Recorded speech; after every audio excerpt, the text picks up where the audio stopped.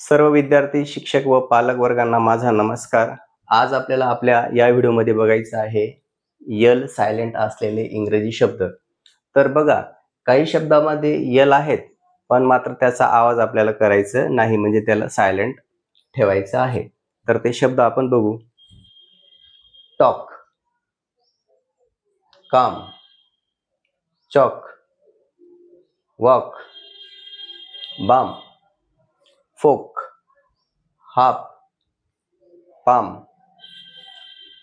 a month, calf, york, wood, could, should, बाग.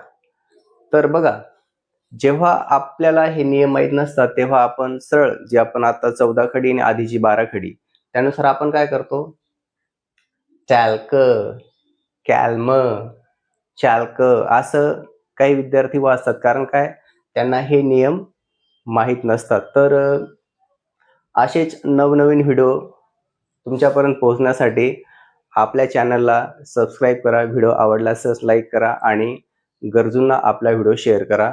धन्यवाद.